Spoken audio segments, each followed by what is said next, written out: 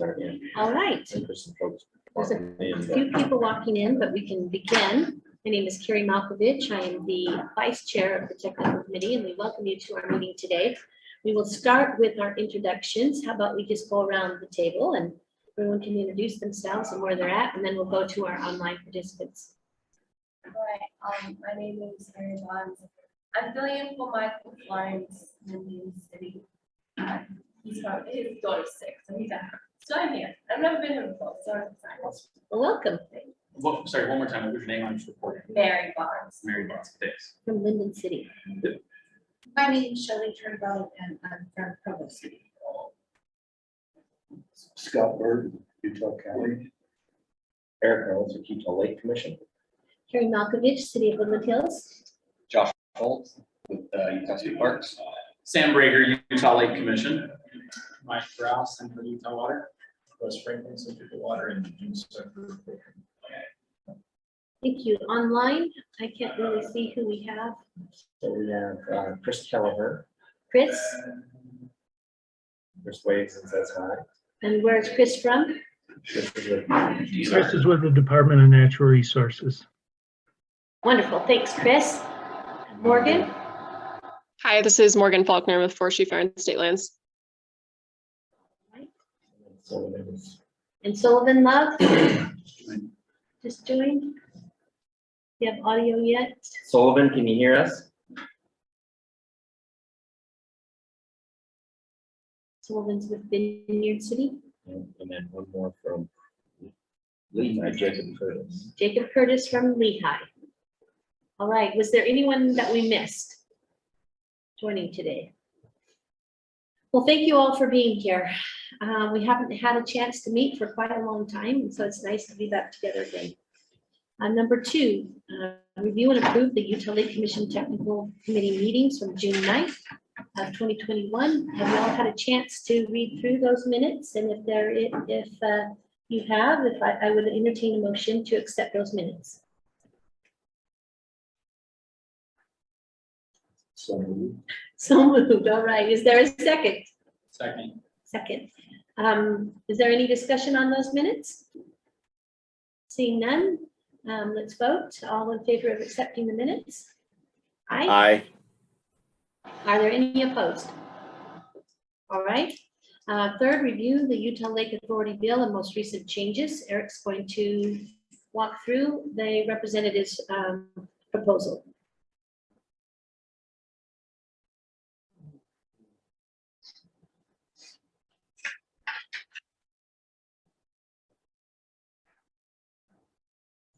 Eric, have you heard when we're actually gonna get to see the full bill coming out? Yeah, switch to this. I just reached out yesterday. It sounds like it should be on the 10th or 11th. If the draft gets back from the drafting attorney, so that's it. We're going up for break. Okay. All right, so we should switch back to the beginning here.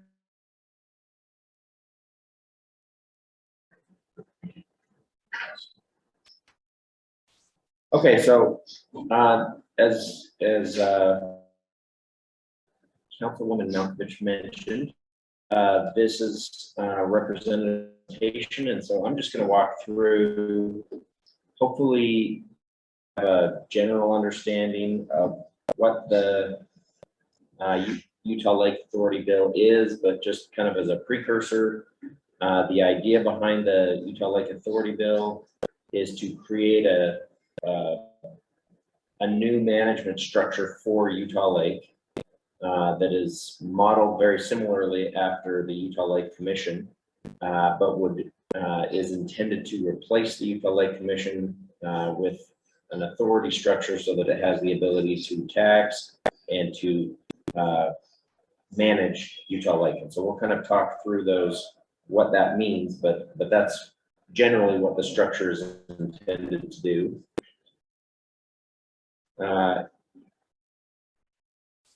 Here's kind of the overall, it's a fairly large bill. It goes into great detail. This bill was presented last year, and A substitute was presented that was ultimately sent to interim. As part of that interim, the Utah Lake Water User Task Force was created, and let's talk a little bit about that. So 68 volunteers, quite a broad range of stakeholders, 10 different subcommittees. I participated on, I don't know, 5 or 6 committees and chaired one of them, the recreation one. They gave me a softball one, so some of the others were very detailed. The ecological one, environmental, the taxing portion. So some of these were long, challenging discussions to have because there's a lot to think about on those ones.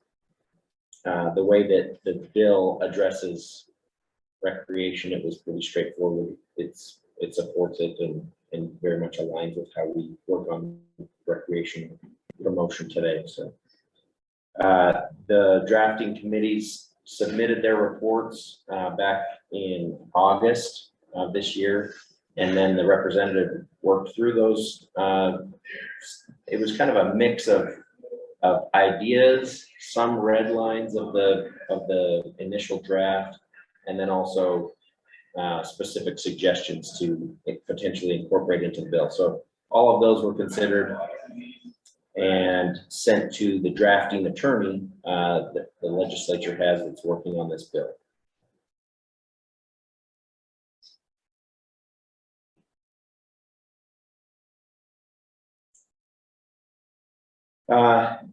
Representative Brammer points out here that some of those concepts and ideas that were provided through those subcommittees are really good ones to incorporate into the bill, and others are more ideas and good management practices that would be considered by the future board of the Lake Authority. Legislation oftentimes is intended to be somewhat broad so that the actual stakeholders involved in that future board can have the ability to incorporate and adapt as needed.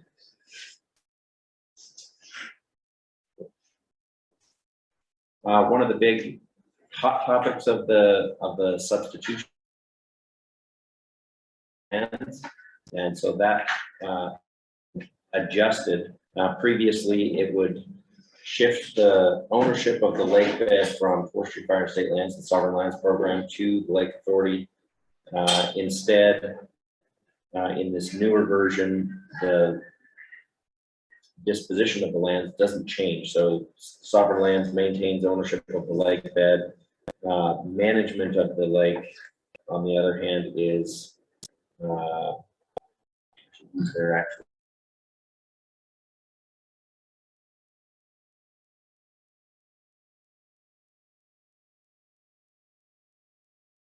Oh yeah, so this one just maintains any disposal of lands or transfer of lands.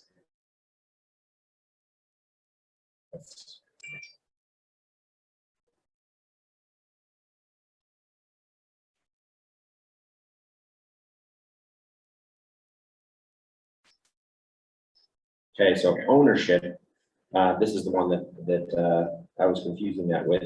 Ownership stays in Division of Forestry, Fire, and State Lands, whereas management of the lake is delegated to the Utah Lake Authority through that Sovereign Lands Office. One of the other changes that came about through the suggestions of these subcommittees was to adjust some of the wording. So rather than maximize a lot of things throughout this bill, they changed some of that language to kind of soften it, because maximize is a mandate, and if you have a long list of mandates, sometimes those could conflict with each other, and so enhance, some of these softer words, enhance, improve, adds the ability to balance that out when the board looks at opportunities to do projects on the lake.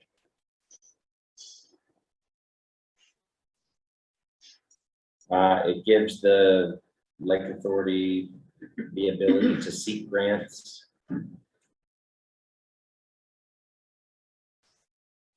Water rights. Water rights were another issue that were a hot topic in this first substitution. And so additional language was added that is very explicit. It says respect and not interfere with water rights or the water facilities or water projects associated with Utah Lake.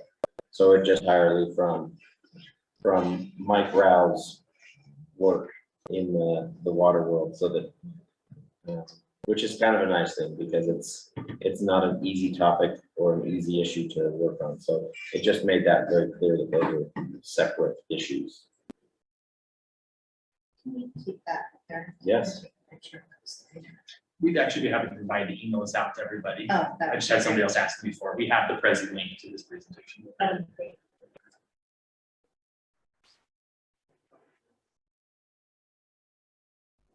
New interest. So there's a broad variety of interests on Utah Lake. American history is one of those. The Provo Airport is another.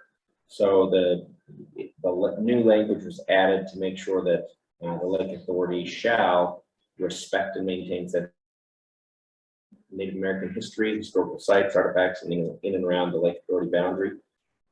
Protect and enhance the ability of the airport to operate and grow, recognizing the significant state investment in the airport and benefits of a thriving airport provides to the quality of life and the economy. So those were just coming to the county, and that west side of the lake will probably have additional residents or even cities. Yeah. Will that be incorporated into this type of? There's definitely broad language right now that allows for the focus on development and other types of projects around the lake, because these two were Specific. very specific and encouraged to use specific language. Mhm. Those are being. So it wouldn't inhibit, if potentially another city was to go over there, wouldn't inhibit their growth as a community. No, in fact, as we talk about the tax piece of this, it gives neighboring communities the opportunity to develop CRAs to enhance those projects. So I think that these two are simply ones that exist today that the groups felt strongly should be articulated specifically.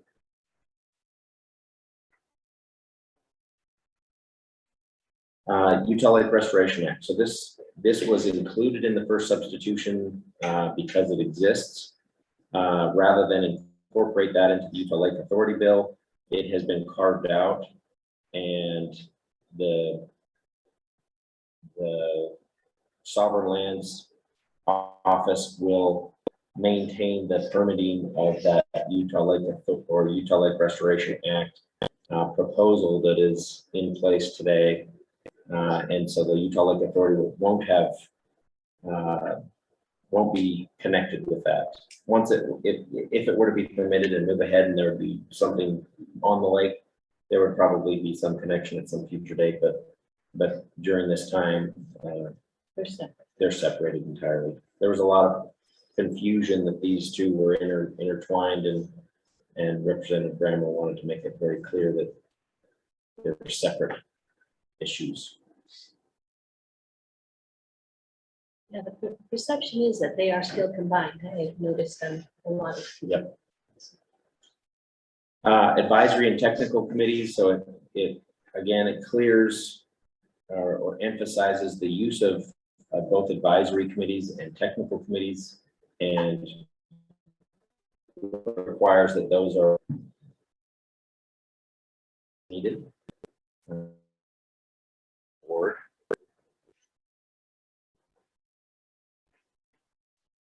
The board makeup changed a little bit. It's generally the same, but the way it is actually formed changed a little. So 14-member board that existed last time was two governor appointees, 2 legislative appointees, DNR, Utah County Commission, and then the Utah County Council of Governments will select 7 cities representatives and 1 representative from the Chamber of Commerce. And then in addition to that, the member of the Chamber of Commerce of just the Utah Valley Chamber or of the Association of Chambers? Because there's 10 chambers in Utah Yes. County. And so, great question. I know that last year that brought up some questions. And last year it was the Utah Valley Chamber. Maybe it's more vague now. This is the presentation and I don't I know just if think that he's should opened maybe the be door. clarified as well. Utah Valley Chamber represents Provo or mostly, and Sam's noting that last. yeah, and so somebody, I would appreciate it, maybe a member from the Association of Utah County Chambers, because that represents all 10 chambers and. Is that association a part of the Utah County Council of Governments as well? No, it's a part of all of the chambers. So as it says right here from the Chamber of Commerce, so Utah Valley Chamber is one of the members, but so is Spanish Fork and So Salem. similar to Utah. Which Chamber chamber is would be the representative For a at that couple time? years. Yep. You said it's And called the Utah Association of Chambers. The Association of Utah County Chambers. Utah County. Mhm.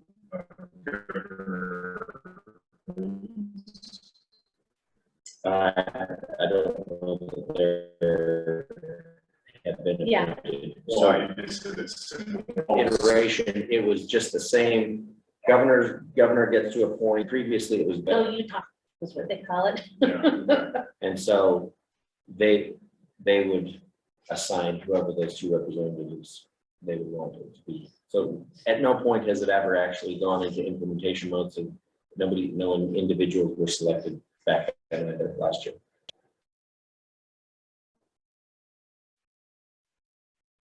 The 15th member, Representative Brown, pointed out that he likes the words to be odd, that vote simpler so you don't end up with ties. One of the big pushes was to have a baseline monitoring for Utah Lake. That's if the purpose of the Lake Authority, just like improve and make differences, it's a great suggestion that a study be undertaken to assess the baseline conditions of the lake today, and then on an ongoing basis over time, have benchmarks that can be assessed for improvements that have taken place on the lake from the inception of this on. So.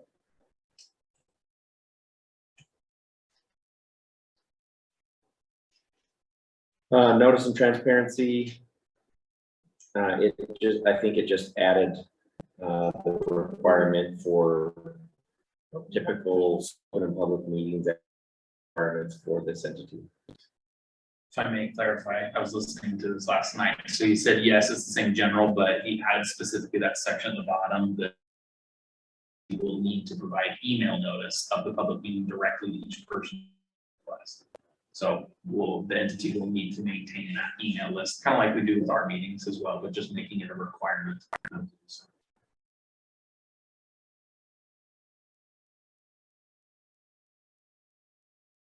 Is being developed. This is what they have right now, similar to a service district, primary station type principal. Board would need to set an initial tax, and that initial tax cannot go above $2 per month without legislative approval.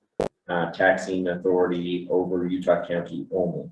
The Lakeshore improvement zones, this is the CRA I was talking about, allows to the HTRZ near Front Runner certain criteria, lake as a feature, public access, not big box retail, and the cities can opt into that up to a half mile from the cities, and I think you said a mile from these less developed areas, kind of in the county, an incorporated county area. So that's the housing component. Is Yes. what that is. HTRZ is the housing component.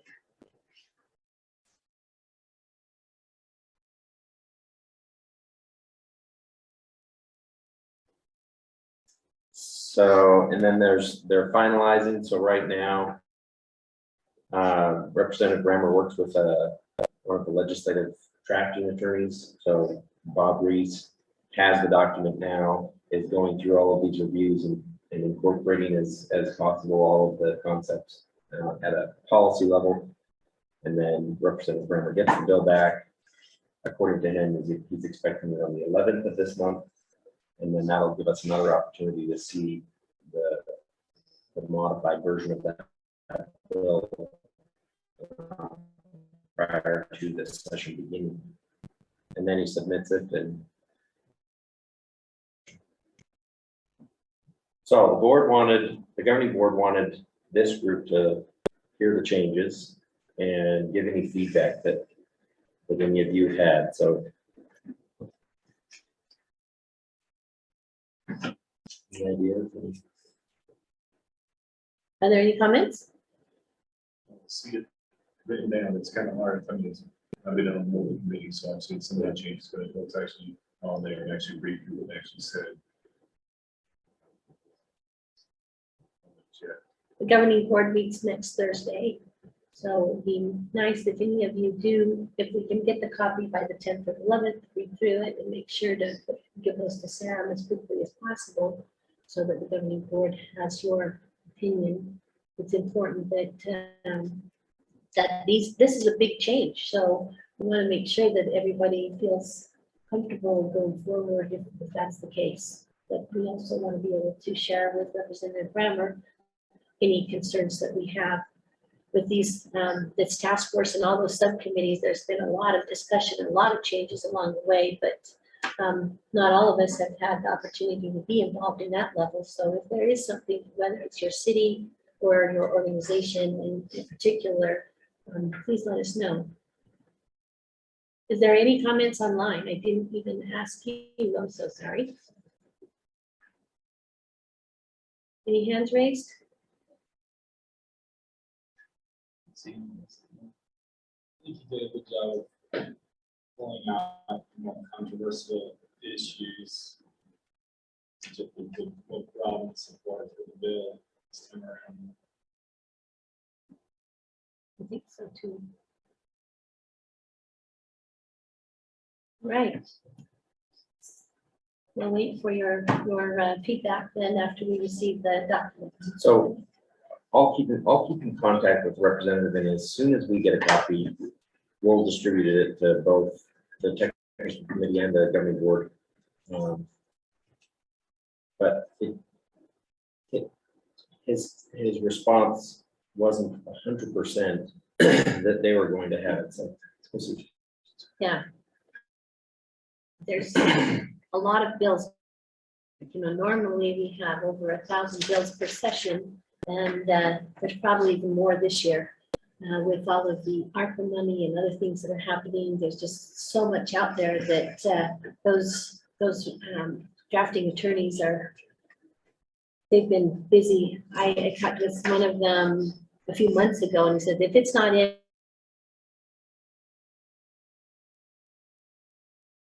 session. So that's how backed up they have been in getting things ready for the session. So which starts January 18th. For any of you who are interested in following this bill, we're hoping as a governing board, we're going to be getting weekly updates. So if you would like the weekly update on this particular bill and how it follows, maybe Sam, people can. Division of water quality, probably comment. Just to update it, yeah. Have they said anything yet? It was mentioned the week itself in December. For anything that we did since then. I haven't heard anything. Yeah, but they are actively engaged. They were heavily involved in all the review and the committees that met over the summer. Yes. And Erica did give a report in December.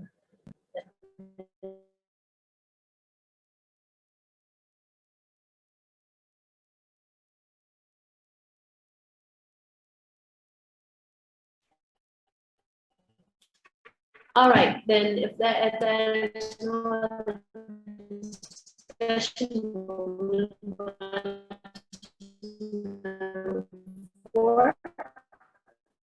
And Eric, we give us an update to the Lakeshore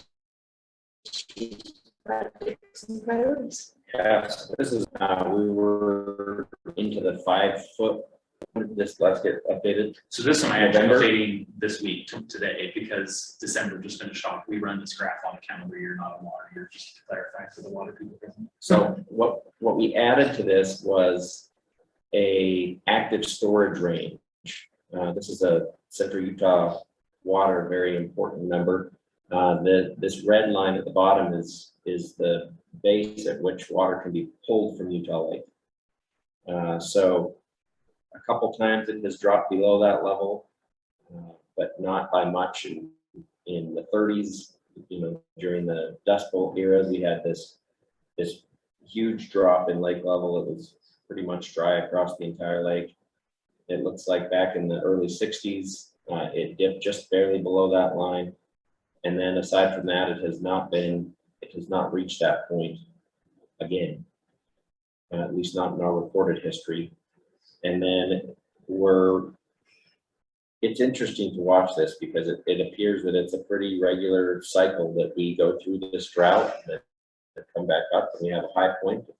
And I think that as the lake has been more closely managed with reservoir type attributes using the pump houses at the north end of the lake, it has probably minimized the extremities of that curve on this cycle that we see. So here's kind of the short-term version of that. It's a less jagged line, but this only goes back to last summer. So for a year ago, last summer. And then next we've got Caraway. Just as an update, we are working with PEC, a environmental engineering consultant, to help us through the Caraway creation. So that includes planning the grazing program, so all the fences through the program, securing all of the needed permits. They're designing trail delineations that will need to be presented to Army Corps for final approvals. That's not a super easy process. We're trying to figure out some mitigation lands for the development of that trail. What it would do is complete phase 1, so tying Vineyard City, the south end of Vineyard City, over to the end of University Parkway. So phase 2 then goes from that point in Orem down to the north side of the Pearl River Delta project, and then that ties onto the trail system up there. They're also planning both phase 1 and phase 2 for grazing, so that part will be completed as part of the contract that goes from Vineyard all the way to Provo and incorporates any of the willing land to open that up and make it open space. The intent is not to turn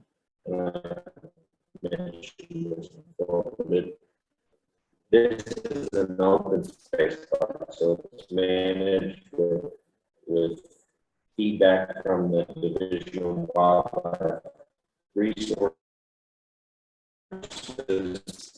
to graze the vegetation, to just by shorebirds for other purposes. So we get feedback from them, and we'll set up a rest rotation grazing system so that managed those levels that are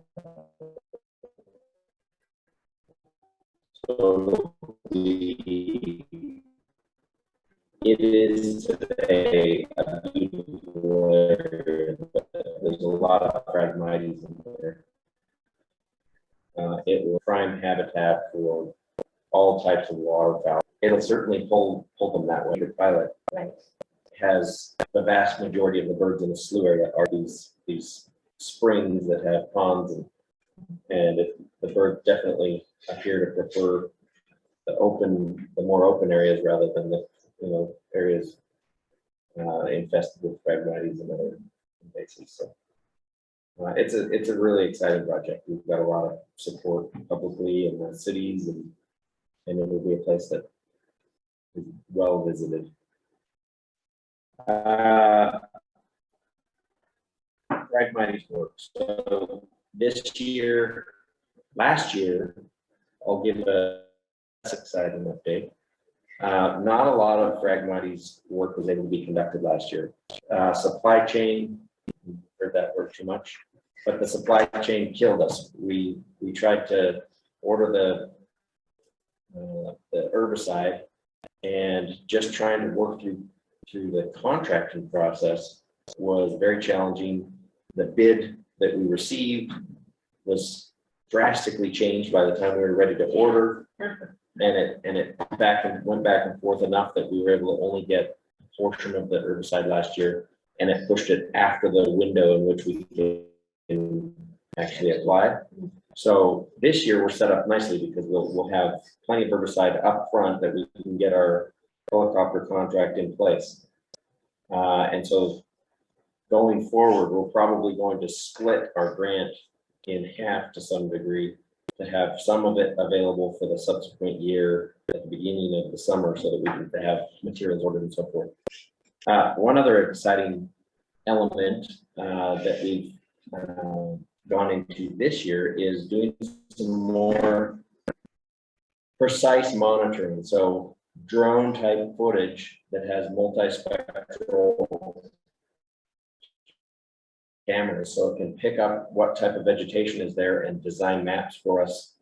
Any of the areas that have broad Phragmites inundation, we send them the marsh masters into those areas.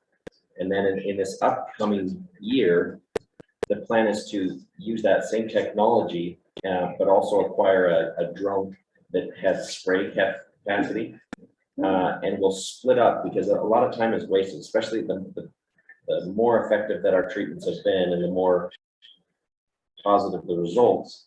We get these little pockets of Phragmites that are here and here and driving the marsh master All the at way over 8 there. miles an hour to get to these little areas, wastes a lot of time. And so what we're going to do is be able to assign the marsh masters the large areas that have Phragmites, and then any of these smaller pockets we can fly the drone on that has a sprayer and treat those on a very surgical type level.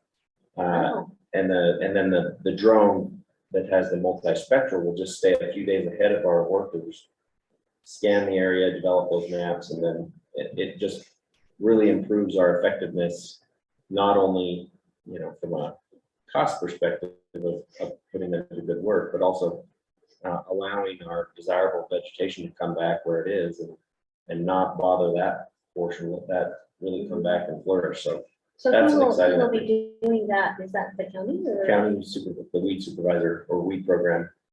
We partner with them, and they just hired on a new GIS specialist who will kind of help with the processing of those of the data. And then their team will just they get geo-referenced maps, and it tells them exactly where to drive around. A So, new toy super that actually cool. does something good. yeah, we're excited about that. So How that's surgical is surgical. it can be very surgical.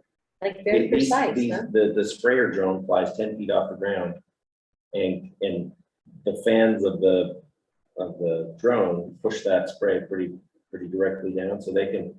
It's about as surgical as a hand crew with a 4-wheeler. That's great.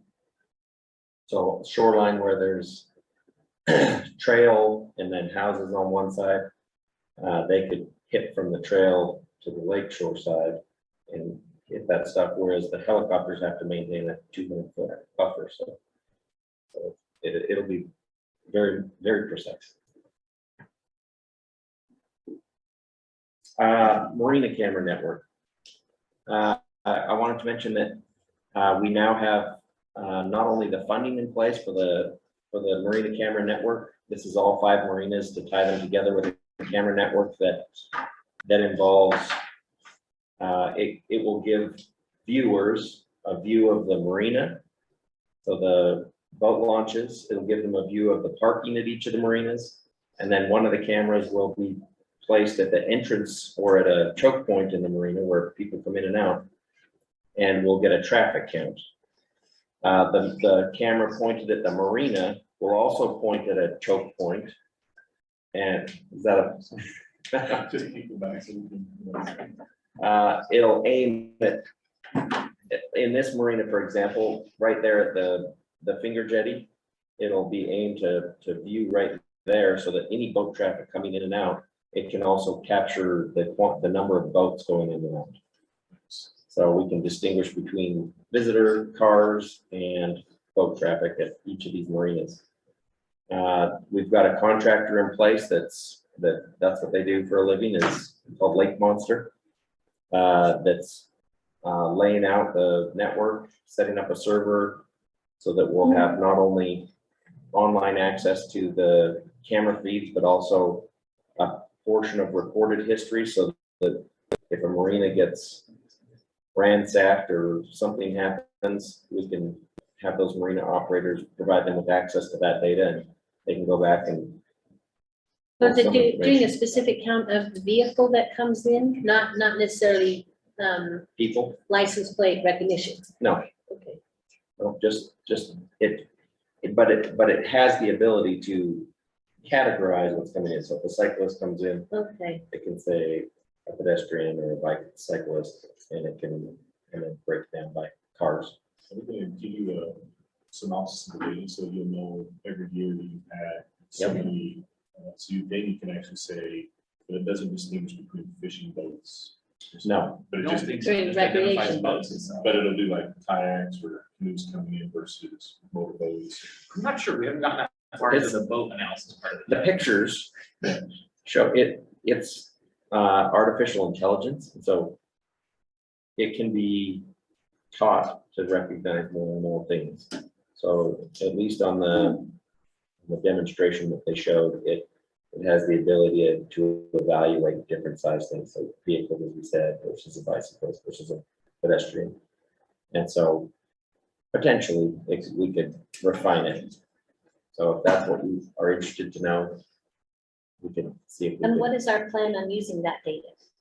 Really, more than anything, it's to give marina operators the opportunity to evaluate their visitation, and if they've got a slow month in the summer, that's when they can plan big activities because they know that the marina is not going to be jam-packed already. Or maybe promote concerts or whatever. Or a they- certain event or whatever they want? Yeah. Because they'll know what the, High times and low Yeah. times are. So it's a great tool for evaluating what you're doing right, what you're doing, where you could have opportunity to do some enhancements. So, Quantify the impacts of half warnings and things like that. Yes. One, this is and something that weather and, statewide is not done, as far as I'm aware. I don't think there's any lake or water body that has actual data. There's estimates that are done, I know, by state parks based off their entrance fees and such. But this has never happened anywhere in the state, so it's kind of front runner, a paradigm shift, if you will, to like actually gather this data, not only for HABs or for events and things, but to help inform decisions for the future. Usage if it's changing over time, it's no more. Yeah. Yep. I mean, there's always it's what we're seeing, but it's. Yeah. Data backing it up. so. We're excited to have that. That should be up and running by the sounds of it sometime early to mid-spring. well, and I guess if it shows the increase of use, I mean, from a state parks perspective, then that helps with funding. If you can use that data to show there's certain kinds of people who are coming and what that increase is every year, it helps with a lot of other types of issues in making decisions on funding. Especially if you can like start differentiating like it's fishermen or it's boaters or stuff like that. Like, no, okay, 70% of our visitors are doing this, so this is where we need to Yeah. Could we focus? sort of focus. All right, we're on, any questions about any of the things that Eric presented? Seeing none, any online? I guess I need to keep checking. I don't see any hands raised, but Sam, let me know if there is any. We'll go on to communications with Sam. Oh, One last thing. Oh, yeah. The grants that we received, one was through Forestry Fire and State Lands from a state appropriation. The other was the motorboat access grant. And we are hugely grateful for both of them. So just wanted to shout out both of those organizations for their assistance, because we wouldn't have done it without them. If we go on to the Lake Authority board, will that board still be able to get these same kinds of grants? Absolutely, yeah. All right, Okay, Sam. there's just two items I wanted to discuss with the committee. Eric, if you want to pull up the one slide I had for the Fish Fest would be great. The two things I want to talk about were just two events, or I guess technically three events. One that's coming up here in the next couple of weeks, which is our Winter Fish Fest. So this is a new event we ran last year, we did it in February of 2021. So we changed the date already this year to be earlier. That was one recommendation we got from participant feedback and survey, was doing it earlier to try and increase the odds of having ice for fishing. Although we did pitch it as a winter fishing contest that you could fish from shore, from ice, from a boat, it works, right? So I listed up here just a couple of points to help you understand where we're at, and some discussion points that I just wanted to get feedback. No matter your background, I'd love to hear any thoughts if you have them on how we can improve this event. So we're running it January 21st through the 29th. We'll make sure we have a link, it's available so that you guys can share that or sign up yourself if you want to participate. The way it works is there's a raffle drawing for prizes, and entries are based off of points accrued by species caught. So the way it works is you go out fishing any of the days during the contest, you take a picture of each fish, so one photo per fish, and depending on what the species is that you caught, you're awarded different values of points. For instance, white bass in the wintertime is pretty easy to catch, so I think we assigned it a 5-point value, versus walleye is a lot harder to catch in the wintertime, so that was worth 200 points. And then I think, I forget the exact value, but I think it was like every 500 points or every 250 points, something like that, you got one raffle entry. 500 So- for a carp? I don't remember what carp was. I think carp was actually a little lower because it's a little more common to find than walleye in the winter. So points were assigned, you got raffle entries, and then we just did straight raffle drawing. I think we did 12 prizes. We partnered with Al's Sporting Goods. They were things like fishing poles, tackle boxes, and things like that. And then they just picked up the prizes after the event at our offices. So then ideas for change, I pulled these from the feedback survey that we did. I just wanted to get some thoughts from you all on it. The first was, some people didn't like how prizes were allocated. So like I said, it was just strictly off of, for each fish you catch, you take a picture, you submit it, and that's a certain value of points towards a required amount for prizes, which we structured that with DWR, some of their staff, and our staff came up with that. Instead, people were suggesting maybe an idea for prizes for the most fish caught, right? Or The biggest fish caught. the biggest fish caught, which does fall more towards the typical fishing contest, which is actually what we were trying to avoid. Because the typical contest, you show up for 1 or 2 days, everybody goes out en masse from one location usually, and whoever catches the heaviest one, or the biggest one, or the longest one gets a prize. And you take them all back and you measure them together. That might make your average, entry-level angler, oh, this is, I'm not that good, I'm not gonna do it. We want to be get everybody out to the lake. So we designed and the species, as well as the format being completely online with no in-person event, to try and be flexible.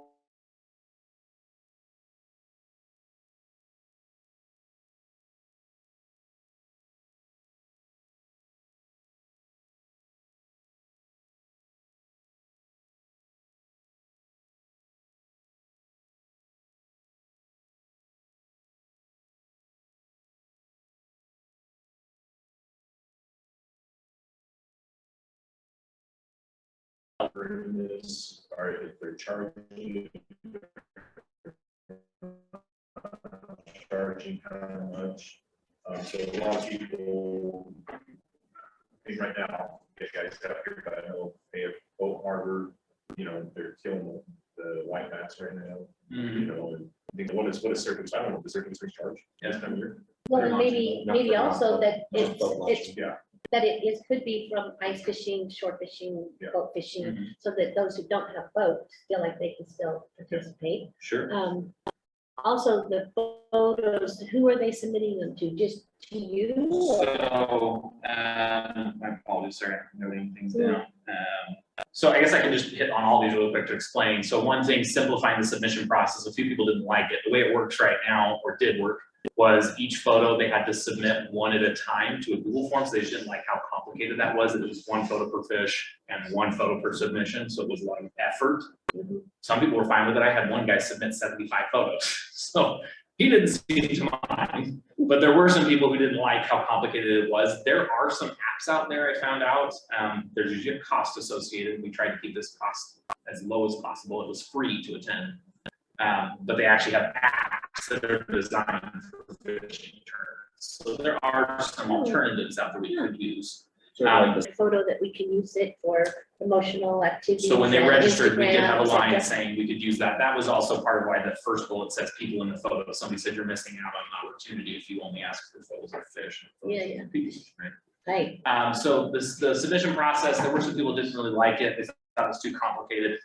Some people didn't like it, had to come pick up their prizes at our office. A few people suggested earlier in the year, which we've already implemented that one. And then a couple people actually asked for some kind of education with it, workshops or things that sometimes in-person events have some kind of tutorials or workshops that people can do. So I should know if anybody agreed with any of these ideas for change, or if there's other thoughts. I really appreciate the comment about informing them about where they can go, which ones charge. That was a concern I didn't put here, but I remember seeing one person say, you know, the marina is not charged. I went to all 5 and didn't pay for all 5, which is. Do we say what the Forever prizes issue, are, or do we like- just say you can get a prize? Do we That was say another all great that? feedback. We did not purchase our prizes in advance of the event, and so people wanted Yeah, better what am I information fishing about what they for? were gonna win. Yeah, is Yeah. it just? So that is you know, something we will be implementing this year. A also. bag of candy, a Snicker bar, or is it like something really cool? So this year we'll be, with Al's, we partnered a little bit too late. We were trying to scrambling to get it going, and this year we kind of have the process down. So we will be purchasing prizes beforehand. So we'll be able to And share that. advertising. The more I look at this type of activity, the more I realize that our prizes are usually fancier than they are at most of these other competitions. That's the weird thing about a government-sponsored event, is that they're like, oh, we're keeping it below $1,000. That's great.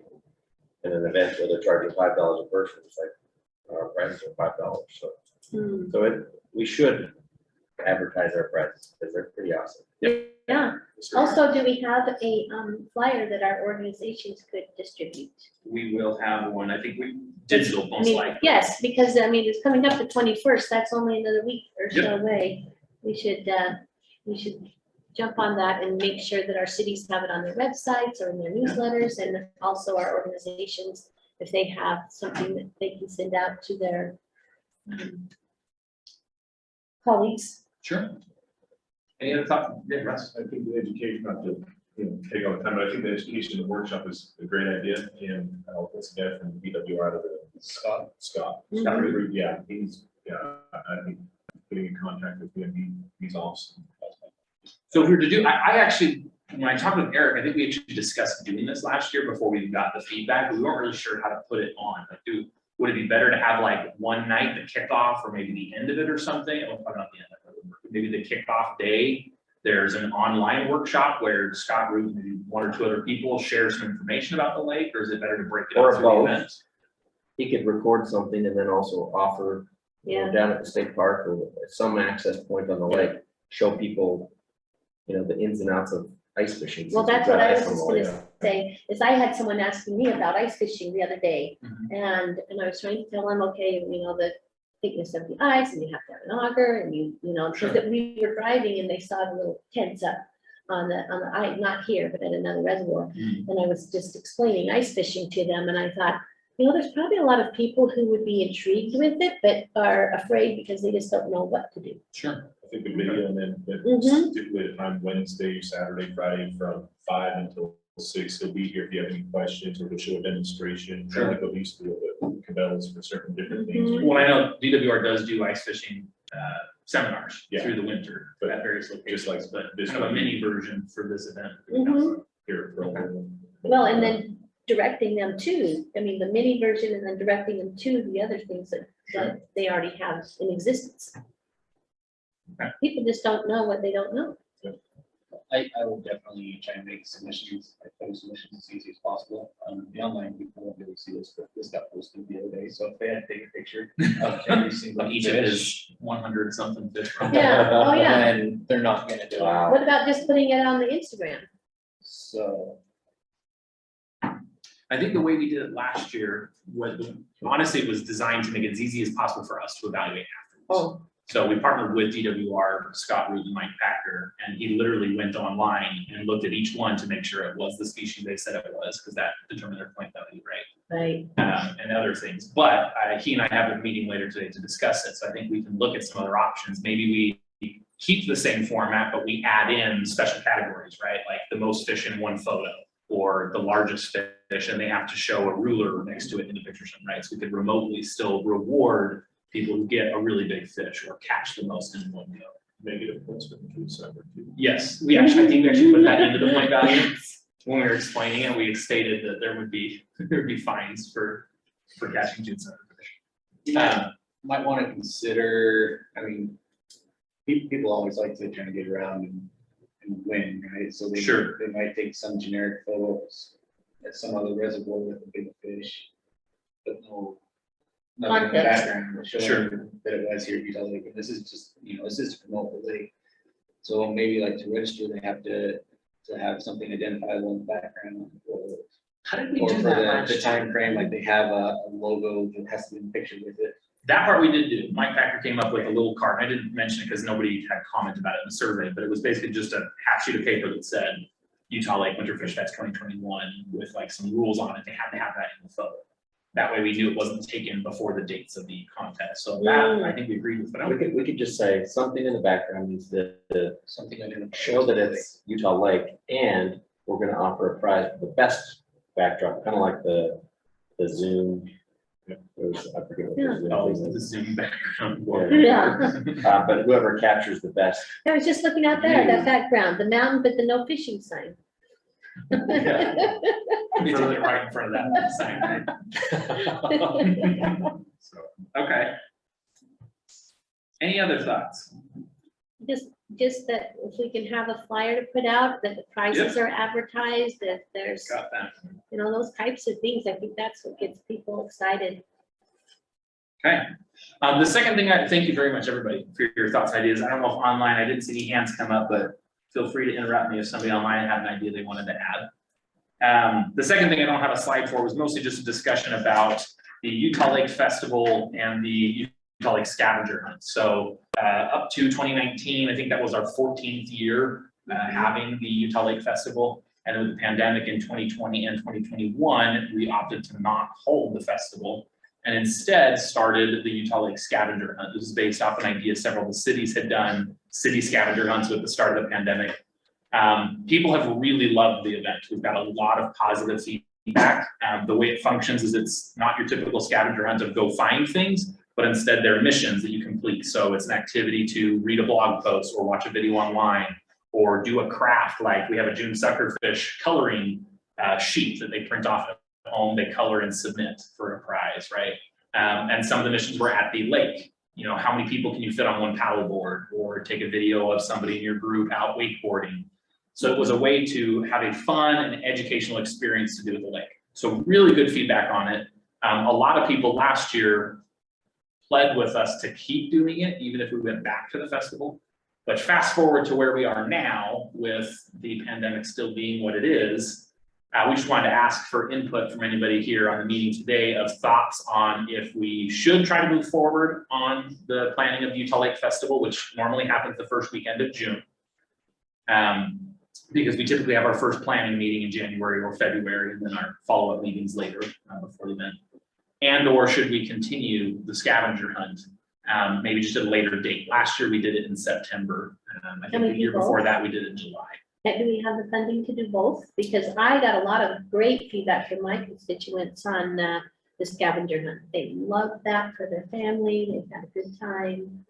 It was something that that was just, it broke it up, right? Sure. And so I think they liked it, although we've had a lot of good participation in the festival, the one-day festival. A lot of people like to come down here and see the state park and participate that way. I don't know, do we have funding to do both, or is it too much time? We'd rather just do one or the other. As far as putting on the events, if we were to do the scavenger hunt later in the year, like we did last year, September-ish, and the festival in June, staff-wise, to operate that, that's fine. And as far as budget-wise, the June Sucker program's been a great a partner in funding the festival before and the scavenger hunt this time around. There's things that we can do to adapt it. For instance, one of the biggest expenses was the app that we were using. So we're actually investigating alternative apps that are a lot less money or a free version of the game to try and help cut those costs. And that would be a way to help do both. We haven't had much or any that I can recall comment of people being upset that we did not run the festival. We've had people ask if we're doing it, but I haven't had anybody get upset. I mean, we haven't really solicited that feedback, if you will. I think a lot of people just, you know, recognize that with COVID, things were canceled, and then when it's over, or if it ever slows down, that things will come back. And And that's I why, guess to that point, several of these agencies here and others normally have a booth because it's an educational festival, that's its main focus, and most of the booths are educational. How do you or your entities currently approach events like that? Is that even an option to have those booths? June Sucker still doing booths. I know we have been doing different booth events as well. In addition, we're scheduled for the our users conference in March. We went to Vegas just last month. Right. It is what it is. We're going forward. Right? State parks, have they had any change or anything on the horizon for events? We're hosting events again. I've got a 5K coming at the end of this month. It's all going to be heavily dependent on what happens with all the current variants that are going around, because they're closing things in other areas, not state parks. But the nice thing about doing the scavenger hunt is if there's spikes and something has to be shut down, you can still do the scavenger.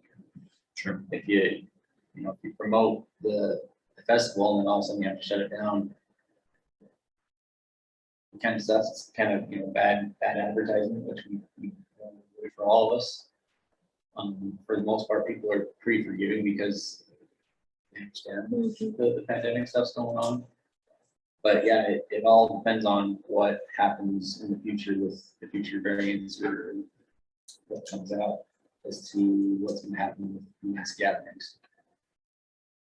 So I think holding the festival is awesome. It gets a lot of people down here to the state park and to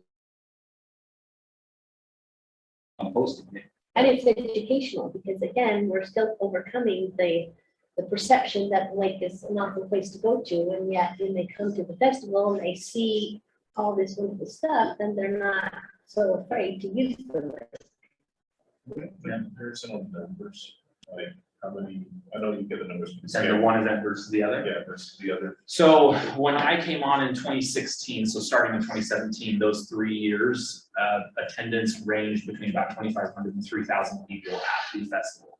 It was over 4 hours, right? The scavenger hunt has been run 2 years, and both years, the quantity of teams, we weren't able to get exactly estimated people counts, we weren't able to exact ones. The number of teams was obviously going to be a lot lower. I think part of that has to do with the longevity of the festival. A lot of people that came, I would say about half were people who've been there before, just like every year, right? But I would say we were probably talking an average of 500 to 1,000 people at the scavenger hunt.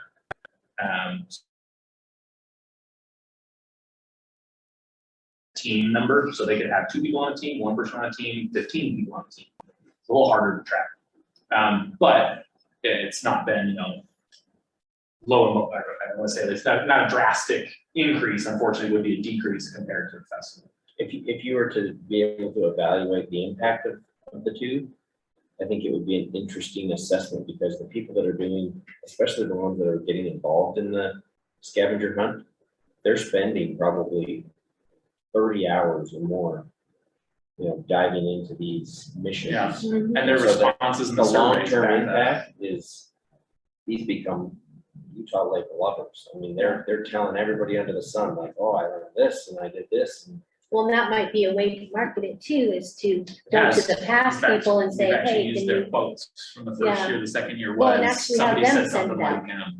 like, I Have did them things in share the it. lake I Yeah. never would have thought of. have them share it, you know, to say something, you participated last year, would you please forward this to 5 friends? And then maybe change our data collection so that we have more accurate Team metrics. members. Yeah, for team Metrics. members or Yeah. some of those types of things when they register, how many people are going to be in the team, what are their ages, or things just like that, so that you can kind of get a feel for who's there. Or how did you hear about this? For us, budget wise, I know you guys have been pinched a little this year. What would be the opportunity for festival dollars? I'd have to take it back and ask, see, and then the agencies will, we have to wait and see what we can do. And see what we have actually, budgets approved, and I can get back to you and touch on that. Sure. I know we'll have money for the scavenger hunt. I like the scavenger hunt because it spreads you across the whole lake instead of one area. Sure. But I understand the value of person, people getting, staff getting to know people. I did meet one family down, and I just happened to be looking down at the Elk Creek Restoration Wildlife Management Area. The lady pulled up in her minivan. I think Scott was there too. Scott showed up at the same time. She jumped down with 5 kids out of the minivan. They're looking for a box. And so if they were all excited, so they spend a lot of time and they do participate. So I think if it's possible, I would say both, but I can commit money for the scavenger. But as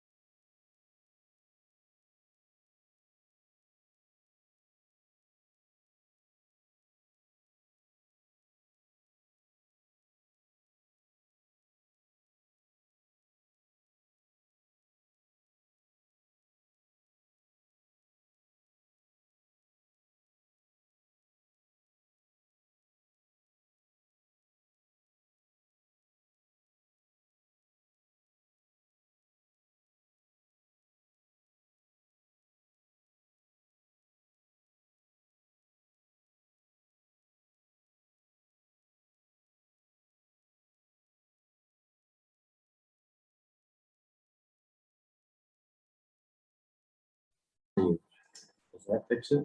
Can you guys hear now?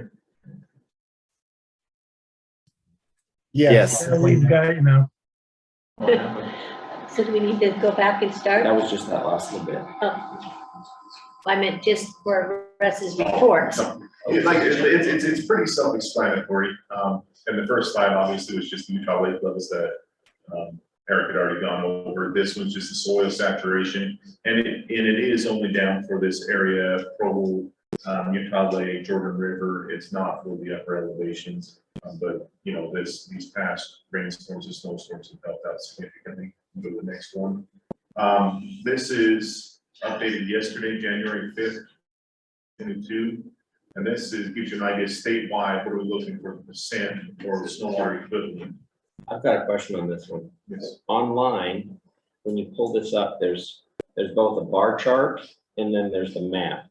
And the 117 is what I saw a couple days ago. But on the bar charts today, it said Provo River is at 133%. You know which would be more accurate? Probably 33, but like I said, Yeah. this is what they updated January 5th and 117. So we'll roll because of how dry it was last year. We'll use the more conservative number. Yeah. Say 117. Just, you know, it's still early. That's always the caveat. There's a lot that could happen, a lot that could not happen to be worse. So go to the next slide. This next one might be the end slide. It's on the precipitation and the stormwater equivalents. Did I go too far? No, it should be a- that just kind of reiterates there. And here is the outlooks. Basically, if you look at it, the temperature and precipitation, obviously, we do want cooler weather so that the snow stays up in the mountains during the winter time. And we also want more moisture in the mountains. And this just kind of gives you an idea of their best guess of kind of a year we're going to have. If you look at where Utah falls in on all of these, we're pretty much in the 50 of having a wetter than normal year and having a drier than normal year, or anyway, we don't really know. There isn't, so a lot of years they'll say, oh yeah, we know we're going into, it's going to be a dry year. That's just the projection right now, based upon their outlooks from here is, you know, it's really up in the ability. Good things can happen and bad things can happen, but you know, they're best anybody's game right now. So, which is better than we had last year. So being optimistic, we look much better than, you know, we're not saying, hey, we are going to be in a drought, but it could happen. So just so everyone's aware, figure out you guys an update, you guys can look at these, you know, disseminate them if anyone asks you, but it is on January 6th also. So There's no storm and it doesn't rain like. it was in the percentage. But that, you know, like I said, it's much better. It would be better if we had the blue or the green coming down. That's what we're seeing right now. Just a little update. Awesome. You're gonna send that to all of us, right? Yep, that was good as well. Perfect, thanks, Russ. Good. Appreciate that. Are there any other comments or presentations to give? Okay, number 6, general comments from the committee and the public. I don't know if we have any public online. We might have a couple actually that joined All right, later. if there is anyone who will take it from the committee first, is there anyone from the committee who has any additional comments? How about online? Do any of you have any comments? Don't see any hands raised. What about for those of you in the public, do you have any comments or concerns?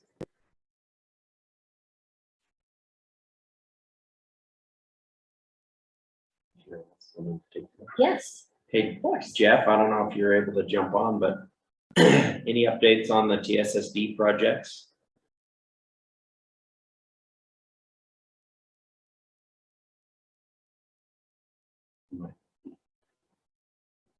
Do you have an update? That I you don't know have one. I of? was, interested to know what they have. I assume, from what I understand, they pulled Yeah, their, There's Jeff. Oh, he's got his mic. Jeff, sorry about that. any updates for TS? Yeah, we are working on a wetland restoration plan for the shoreline between the American Fork Boat Harbor and Linden Marina. Includes the properties east of the, I guess, bounded by the Timpanogos' constructed wetland basins and the rail line that's there extending down to the marina. And then looking at some of the properties west of their constructed wetland basins over to the boat harbor. And so we've completed the wetland delineations and are going to be starting up the development of a mitigation plan for those properties. So certainly hope to be able to, I guess, present some of our concepts to the commission in the coming months and get your input on what kinds of benefits we can build into the project. We are anticipating a part of the plan is to construct the shoreline trail to connect the two marinas, as well as include quite a bit of wetland improvements there to improve the habitat. So Any of that that could be banked for use on constructing additional trail anywhere else? Is there going to be credits as a result of the project? Or could there be credits as a result of the project if we brought some funding to create them? Or to, I don't know. yeah, Identify I know. Yeah, I guess one of the key drivers for this work is the anticipated expansion of the Timpanogos water reclamation facility. They need to expand to be able to provide the capacity needed, as well as meet the anticipated water quality requirements for Utah Lake. And to be able to expand, really the only direction that they can expand is to the south into those existing wetlands. And so what Timpanogos is trying to do here is sort of develop a mitigation bank where they can maximize the benefit, not just for wetland credits, but also to the communities in the lake, and that they can then use those wetland credits for future expansion of the plant. I think, well, I know Rich has been talking with the county to get their participation funding for the trail. I know we've been talking with the landfill as well. There's some county as well as landfill lands that are west of the railroad tracks there that the district is talking about acquiring so that we can get this project done. And Timpanogos does own the property immediately east of the American Fork Boat Harbor, and then there appears to be an easement owned by American Fork City that connects these properties, and I guess that linkage is probably one area we still need to investigate to see if we can use that corridor for the shoreline trail so we can connect these marinas. Thank you. Awesome update. Thanks, Jeff. That will be exciting with this shoreline project and all the connections, and then we can add another event to the lake, bike race or something, you know. It'll be really, really exciting. All right, with that, is there any other comments from the committee or from the public? Seeing none, then we'll remind everyone that our next meeting is scheduled for April 20th at 10 a.m. here or virtually. Of course, it's all dependent on the COVID conditions at the time. And then on our agenda, we have our upcoming meetings for the year. They'll be called as needed, but put them on your calendar. There's always something going on, and who knows what will happen after the end of this legislative session, but it will be nice to keep up on that. With that said, is there a motion to adjourn? there a second? Okay, all in favor? Thank you for coming today.